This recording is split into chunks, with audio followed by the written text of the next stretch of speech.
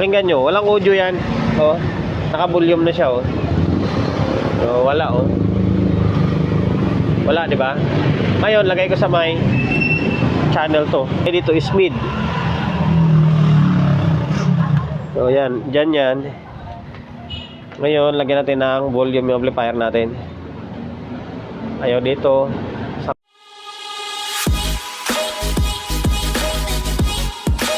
Welcome to my vlog. For today's video, subok tayo mag-repair ng medyo branded. Hindi lang medyo, talagang branded na or original na processor, audio processor. Then maraming salamat Mega sa pagdala ng unit dito sa akin. Then pagkakatiwala ng ganitong klaseng unit. You know, 310 precision stereo two-way mono three-way active crossover network. Ayun, no. Itsura pa lang. Hindi ito, baka maya sabihin nyo ito. Ito pang testing lang natin ito. Yan. Itong i-demo natin or i-repair natin is yung ART. Yun, sana hindi tayo makapirate dito. ART, Applied Research Technology. May nagawaan akong ART pala, yung equalizer nung nakaraan kay Migo, kanino ba yun? Yun, ART din yun na equalizer. Ngayon ito naman is crossover. Angas nito. Napakaganda. Kahit na medyo luma na siya or sikinahan na, pero napakaangas. Angas talaga yung mga datingan ng mga original. Yun. Kaya dinala to dito sa akin ang isa nating amigo. Ang issue nito, kabilang channel is walang audio out. Ayan. Yung itong channel nito, channel 2 is good. Yung channel 1 is hindi gumagana or walang audio. Yan, para bago natin simulan to i-repair, ipaparinig ko sa inyo or ipapakita ko sa inyo na ganun nga yung issue. Yung channel 2 is gumagana, yung channel 1 is wala. Ito. Yan, nakauna yung pang-testing natin itong platinum na sultan. Ito lang muna yung pang-testing natin. Ito, tapos ito guys, 110 ito Yung mga original na unit, kadalasan 110. Bira lang yung naka 220. So yan. Kaya may transformer ako doon, naka 110 to. Yung cellphone natin na isa. Yan. Ito muna yung ginagamit natin, yung bago nating nabili na cellphone na kahit mamurahin, medyo maliwanag yung camera Yan, may audio na siya Ngayon, ito nakasalpak to sa channel 1. Pakinggan nyo, walang audio yan. Naka-volume na siya So wala Wala, di ba? Ngayon, lagay ko sa may channel to. Gumagana na yan guys, baka sabihin nyo, kaya hindi walang audio kasi gumagana. Gumagana yan, ayan Yan, on. Meron. Amplifier natin is naka-on na rin. Nalipat ko lang ito sa may nakalagay dito is mid. So, yan. Dyan yan. Ngayon, lagyan natin ng volume yung amplifier natin. Ayaw dito. Saan kaya? Ayan, ito. Narinig yun, di ba? Meron, di ba? Baka hindi gaano marinig sa monitor natin, sa cellphone natin dahil naka-low. Lipat ko sa may high para yan. Wala, mahina rin. Balik. Yan. May music na siya kasi naka-range ng 9 below ko na yan, times 10 na. Gumagana, di ba? Oo.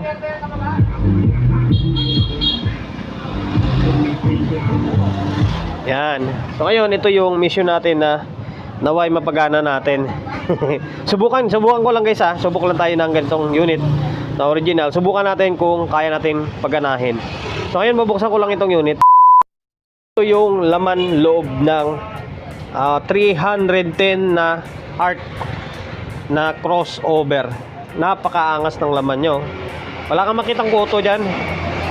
Tapos kakaiba talaga yung pormahan ng mga original Sa hinang pa lang wala ka na masabi Tapos yung kintab ng mga pyesa, hindi mo makita na kakalawangin agad yan. Kung yung power supply niya, siyempre nakakuha lang din. Ito, transformer type na rin pala ito. Pang 110. Yan. Ganda, di ba? Angas. Siyempre, ipakita ko na rin sa inyo. Yung back panel naman yan is ganyan. Para kompleto. Yan. Tapos, ayan siya, oh. Meron siyang switch. Yan. 120 to 240. Ay, may pwede pala siya 240. Okay. Pwede pala, oh. Ito 40 pala siya. Pwede pala, oh. Hindi natin gagalawin yan kasi nakaset na sa kanila yan, eh. Pero pwede siya ito 40, oh. Yan, yung input niya, link, XLR, and then pwede siyang PL. Angas ang forma. Balik tayo rito. Ang itong channel nito is good. Yan, good ito. Tapos ito yung hindi. Okay. So ngayon magpo-focus tayo rito. Yan. Try natin. Okay, on ko muna to. On ko muna itong. Yan, tagal mo natin ng audio siya. Ngayon, nalipat natin siya dito. Yan, dito sa may low. Naka-low yan. Tapos kakalabit tayo nito. Try natin kung may audio. Naway marinig sa cellphone natin. Dito.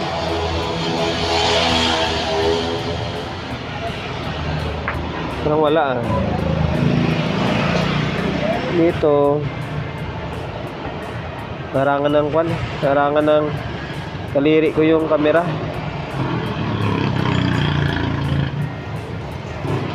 Wala, ah.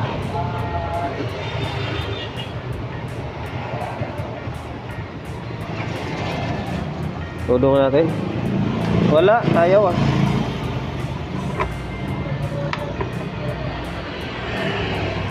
Okay, tensya na kayo, ah. Wala talaga siya, oh.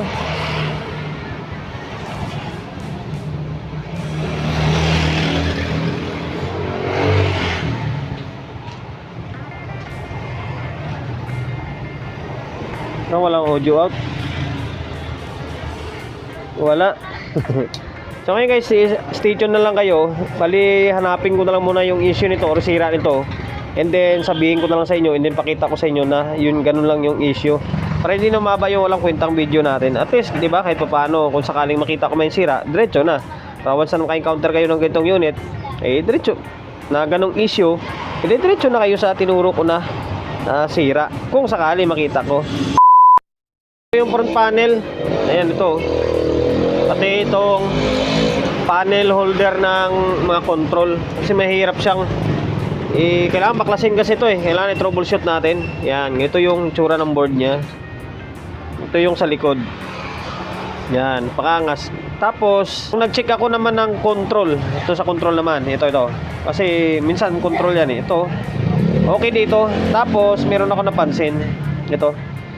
Parang ito parang bali ito. Baka mamaya sabihin nyo, eh, tayo yung nakabali nito, eh. Hindi, ah. Parang hindi naman bali, parang sadyang makuan lang, parang maluwag. And then, ito, pakita ko sa inyo. Sukat tayo. Wala siyang resistance. Dapat meron yan, ah. Natin. Kasi merap one-man game tayo, eh. Ito, nakasagad doon sa ilalim. Tapos ito, nakasagad din sa ilalim. Tapos sukat tayo, i-comparison lang natin. Yan, dapat ganyan siya. Dito sa may gilid, ah. Ito to, ganyan yung pag-test ko, ah. Yan, tapos dito, ito. Yan, ah. Parehas yan, ah. Tingnan nyo, layo ng resistance, oh. Hanggang dyan lang siya, oh. Tapos, dito naman tayo sa may gitna, sa gilid sa may kaliwang side. Ito. Yan yung resistance niya. Oh. Tapos dito naman, halos mawala, oh. Mabalik siya, oh. Oh, di ba? Ayan yung control na yan is input level yan. Kumbaga, yan yung pinaka master volume ba. Input level, same sa may dito. Yan, ang gagawin ko is ito. Papalitin ko ito. Yung dito, ililipat natin to dito. Tapos yung dito, ililipat natin. Or check na, itanggalin na lang natin para mas ma-check natin na maayos. Ang value niyan is 10K. Ang problema nito, maghanap ng pamalit kasi maliit ito na volume. Maliit na control. 10K. 10K. So ngayon babaklasin ko lang. Nabaklas ko na yung dalawang control ito. Dalawang kamay muna gamitin natin. Steady ko muna yung camera natin. Yan. Ito, sana yung ito mauga kasi ito, medyo mauga ito to. Yan, ito yung dito galing sa may na may itong side na to, sa may kabilang side. Ito yung buo. Diba? Hindi makita gaano sa camera. Tayo sanay sa ganitong setupan. Ngayon pakita ko sa inyo ha. Yan, dito tayo. Ito yung isa. Tingnan nyo yung tester natin. Yung tester natin is yan, naka 0. Ano makita? Ito naman yung ito, gumagana oh. Yan, kita nyo naman sa camera oh. Ito, gumagana ito. 10K value nito. Yan, good. Good na good yung galaw niya. Wala man lang kasabit-sabit oh. Yan. Tapos ito naman yung isa. Ito. Oh, wala oh. Walang resistance oh. Kita nyo? Wala. Pinipiit ko yan. Oh, gumagalaw yung maraming daliri natin. O maraming kamay natin. Oh, wala oh. Ibig sabihin, sira itong control na to. Sira ito. So ngayon ang gagawin natin, try natin ilipat ito. Yung itong good na to, ilagay natin to sa may hindi gumagana na channel or channel 1. Yung parang kwan siya, parang putol. Hindi ko maintindihan. Oh. Magalaw. Unlike dito na, mas hindi siya gumagalaw. Oh. Yan. Ang hirap nito is maliliit to. Maliliit na control.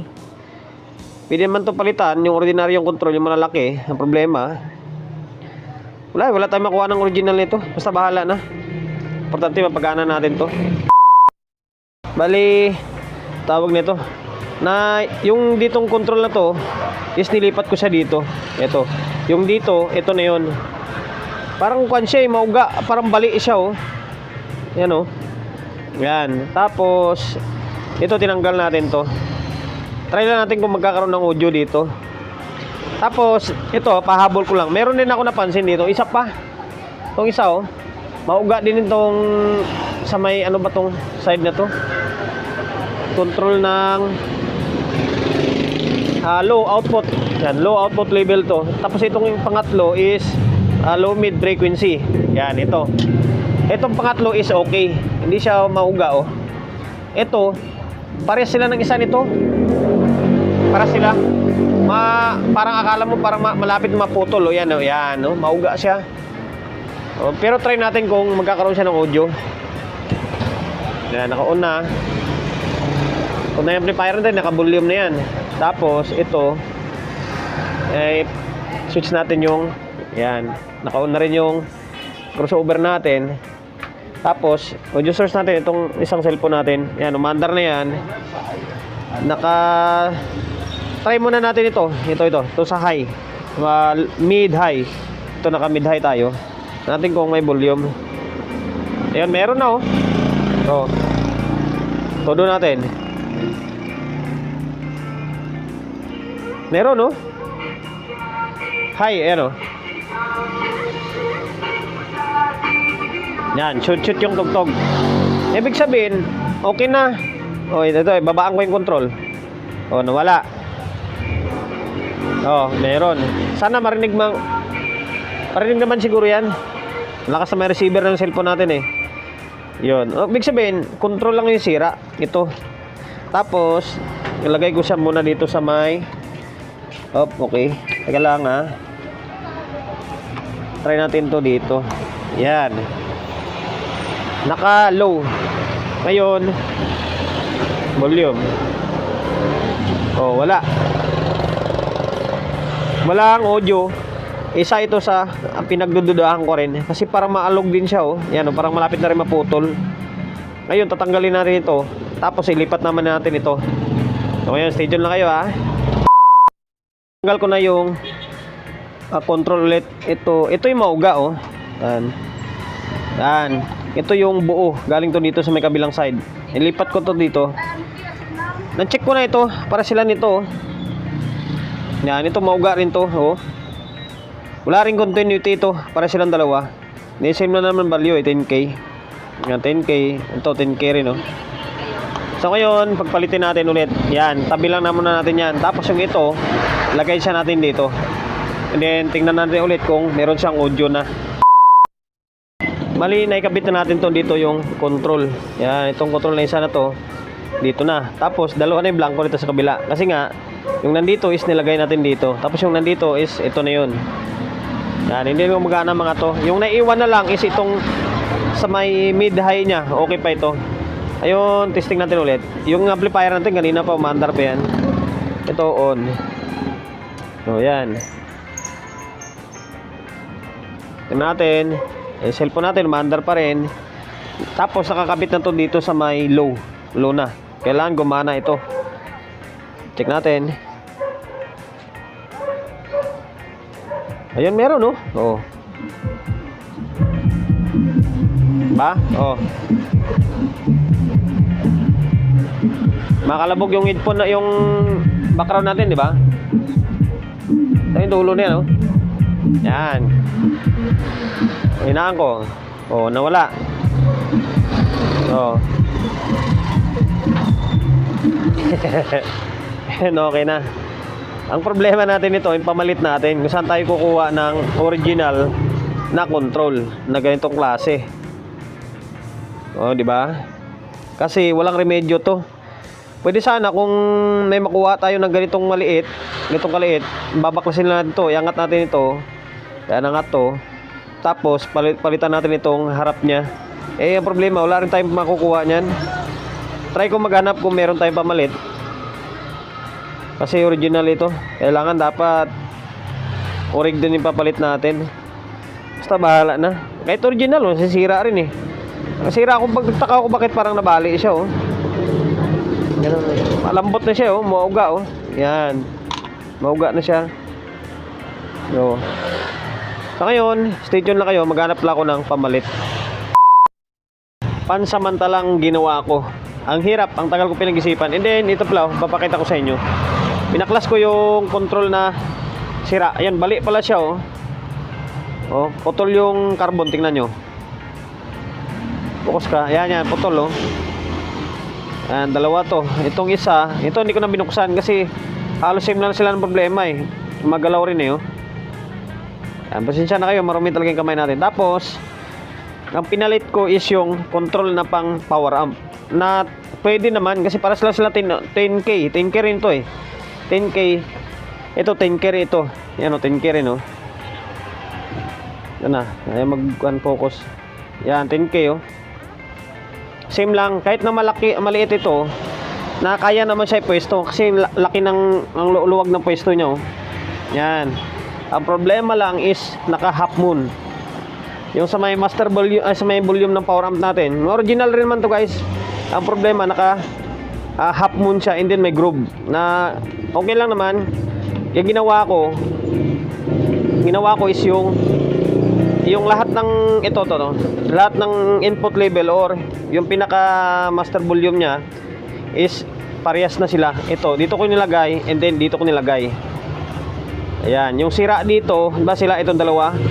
Kinuha ko yung isa rito, tapos nilagay ko dito. Yan, tapos yung master volume parehas na naka half moon nito. Ayan. Ang problema diyan, yung paglagay natin ng knob. Gawan ko na lang ng paraan to. Na importante hindi siya masira. So ngayon, anong diskarte gagawin natin dito? Pakinggan muna natin yung audio kung mayroon siyang audio na. Ito. O yan. Kauna oh. Amplifier natin kanina pa yan. Kanina mula umaga pa yan na umaandar. Para wala lang sana nangyari oh. Sakto sana. Nagkataon lang talaga na yung control ko na 10K is yung may groove. Yan lang kasi yung wag ko eh, medyo maganda-gandang klaseng 10K. Yan, pero try lang natin ito. Kung pamayag yung may-ari nito na ganyan lang ilalagay, eh tuloy na natin. Pag sinabi niyang hanapan talaga ng maliit na original, kasi nga Nag-search na ako dito sa may online shop. Boss, Walang mabibili na good morning. ay. Walang mabibili na original na ganito. Maliliit na 'yan. Nag-search na ako, wala eh. Yung lumalabas is ganito. And then yung mga square. Nagsubok na sana ako ng square eh. Ito. Ganun din, naka half moon din eh. And then mas mahirap ito, wala siyang lock. Pag tinulak mo yung knob, mukhang to, mababali. Yan, ngayon, pakinggan natin yung tunog niya. Ito na si Busing eh. Yan, naka-on na yung cellphone natin. Camera. Oo, ito yung bagong camera ko. Yan, ito yung channel na hindi gumagana. Ito nakalagay oh. Sa base. Naka-base ito, pakinggan nyo. Ano? Pakinggan nyo. Andar na yan, no? Ba? Tapos, lagay ko sa may... Lagay natin sa may... mid-high. Mid-high ito eh. Ito yung volume niya. Ay, naka-volume na pala. Meron... Ngayon ito, naka-high na tayo. Yan, no?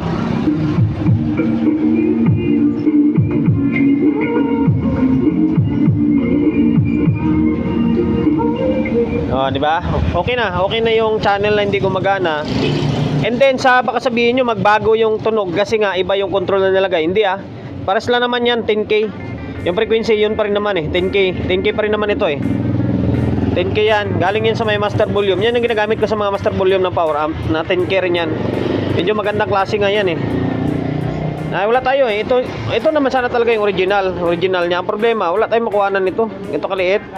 Tapos ganito, wala ito, mahirap hanapin to. Naka master art lang to.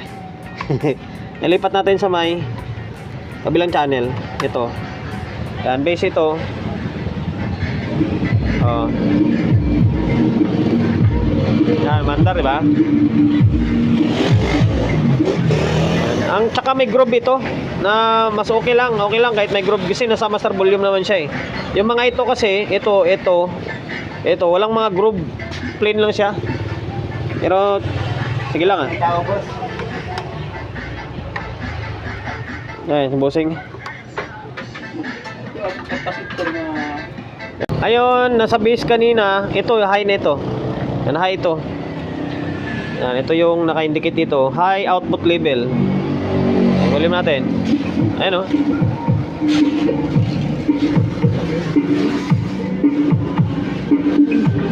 Meron na.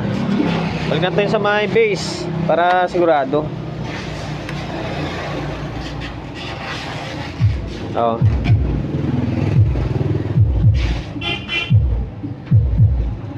Mas maganda pakinggan yung tunog nito. Yung mga itong original, makakapal yung tunog ng bass niya. Tapos ang pino ng high, nakadual lang ito, high and then low lang ito. Yan. Ayun, nagawa na natin ng paraan.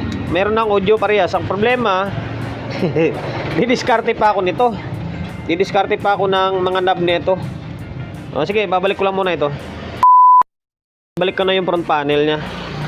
Hindi ko pa binalik yung knob, hindi ko pinersa kasi tatawagan ko muna yung may-ari kung payag siya na gagawa ng paraan na may balik yung knob. Pero kung hindi, maghanap ako ng 10K na may gatla. Yung ganito ba? Yung may gatla yung tawag diyan, yung pin or yung shafting. Ang problema, yung mga nabibiling ordinaryong control ngayon tulad nito. Yan, mga katulad nito, ordinary lang ito eh. Pwede naman may nabibili namang 10K na ganito. Ang problema, hindi tumatagal yun.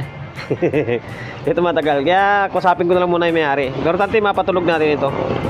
Pumayag siya na ganyan lang yan, yan ilalagay natin and then gawan lang na paraan yung knob para pumasok siya dyan. Saka ko siya gagawin. Pero kung sabihin na hindi sisirain yung knob, hindi naman totally masisira yun. Yun pa rin naman yung knob. Kumbaga, okay-tin lang yun na pumasok ito. And then pumayag siya na yung replacement lang din ilalagay ko na yung sabi ko, pinakita ko nga kanina na yun. Wala problema. Madali naman magbaklas eh.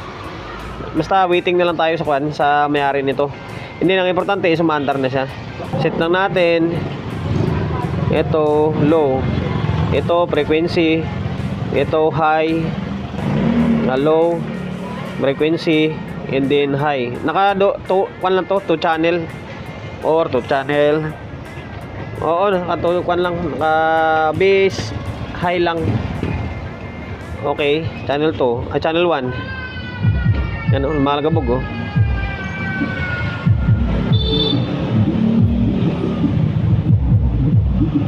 Yan. Oh, wala ang tugtog. Yun. Sa mandar pa rin yan, malagabog eh. Tapos, ipat natin dito sa may high. Yan, high yan.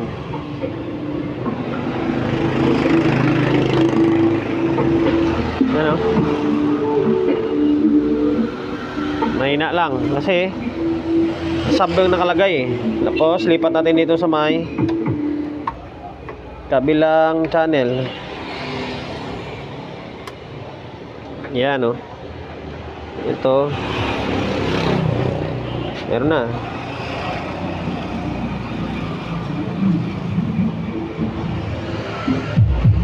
Yan, hindi ka ano marinig. Lapit ako dito sa may sub. Yan. Makapal yung tunog ng bass nito. Compare mo sa ibang mga crossover. Tapos ito sa may high. Propya. Tigas. No, yan.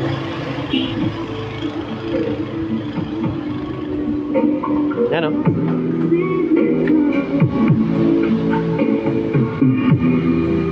Yan. Andar na parehas. So ngayon guys, hanggang dito na lang yung walang kwentang vlog natin. Naway nakapagbigay idea ako sa inyo. Malay natin, di ba? Kung maka-encounter kayo ng ganitong unit, yung 310 na art. Saan ba yung kanyan? Precision, stereo, two-way, mono, three-way, and active crossover network. Na same yung issue, di ba? No, walang audio. Malay natin, baka pares lang din yung mga sakit or problema niya na ganito, control. Kaya at least kahit paano may idea na kayo. Na hindi na kayo gagalaw dito. Dito na lang, diretso na kayo dito sa may control. Ayun lang guys, bali update ko na lang kayo sa mga susunod na mga vlog natin. Isama ko na lang kung ano nangyari dito. Basta mayari na ganito lang, nagagawa ng paraan yung knob or pinapalitan talaga sa akin. Meanwhile, ito lang muna. Bago tayo magtapos, siyempre promotion. Sa mga gusto magpaparepair along sa Uyo, Quezon City, ay number 41, Don Julio, Gregorio Street, sa Uyo Road, sa Uyo, Quezon City. Social media pages natin, so kung hindi pa nakapag-follow, paki-follow, and then siyempre paki-share ng mga walang kwentang video natin sa my Facebook, YouTube channel. Kapag subscribe, paki-subscribe, like, share, and then siyempre paki-hit ng bell button sa gilid para updated tayo sa mga susunod na video na i-upload natin. Ingat, God bless, and then peace out din lahat.